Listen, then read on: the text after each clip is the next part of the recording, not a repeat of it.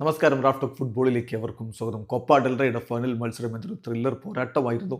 Extra ടൈമിലാണ് 3-2 Real മാഡ്രിഡിനെ തോൽപ്പിച്ചുകൊണ്ട് FC Barcelona കിരീടം ചൂടിയത്. കളിയുടെ ഒടുക്കത്തിൽ വലിയ സംഭവവികാസങ്ങൾ ഉണ്ടായി.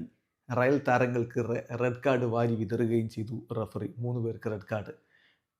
അതിൽ റൂഡിഗറൊക്കെ എന്തൊരു കലിപ്പാണ് അവസാന ഘട്ടത്തിൽ.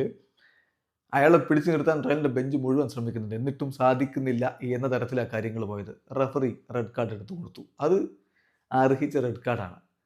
കടുത്ത ശിക്ഷ വന്നേക്കും റൂഡിഗറിന് എന്നുള്ള റിപ്പോർട്ടുകൾ കഥേനാസർ അടക്കമുള്ള മാധ്യമങ്ങൾ റിപ്പോർട്ട് ചെയ്യുന്നുണ്ട്. എന്താണ് ഇത്ര കടുപ്പിക്കാനുള്ള കാരണമെന്ന് കൂടി അറിയുക. റിലീവോ റിപ്പോർട്ട് ചെയ്യുന്നത് റഫറിക്ക് നേരെ എന്തോ എറിഞ്ഞു, അത് ശരിയാണ്. എന്താണ് എറിഞ്ഞത് എന്നുള്ളത് ഇപ്പോൾ റിലീവോ റിപ്പോർട്ട് ചെയ്യുന്നുണ്ട്.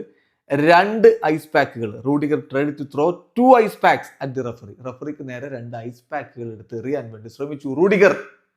സോ അത് കടുത്ത കുറ്റമാണ്, ഗുരുതരമായ കുറ്റമാണ്. കടുത്ത ശിക്ഷയിലേക്ക് പോയേക്കും. ഈ റെഡ് കാർഡിന്റെ ഭാഗമായി 4 to 12 ഗെയിംസ് അദ്ദേഹത്തിന് നഷ്ടമായേക്കും. അത്തരത്തിലുള്ള വലിയ വിലക്ക് റൂഡിഗറെ കാത്തിരിക്കുന്നു എന്നാണ് ഇപ്പോൾ സ്പാനിഷ് മാധ്യമങ്ങൾ റിപ്പോർട്ട് ചെയ്യുന്നത്. എന്തായാലും അതിൽ ഒഫീഷ്യലായിട്ടുള്ള വ്യക്തത ഇനിയും വരേണ്ടതുണ്ട്, എത്ര മത്സരങ്ങൾ പുറത്തിരിക്കണമെന്നുള്ളത്. അതുപോലെ തന്നെ പിന്നെ ലൂക്കാസ് വാസ്കസിന് റെഡ് കാർഡ് കിട്ടി. അതെന്തിനാണ് കിട്ടിയത് എന്നുള്ളതിൻ്റെ വ്യക്തത മാർക്ക് വരുത്തുന്നുണ്ട്.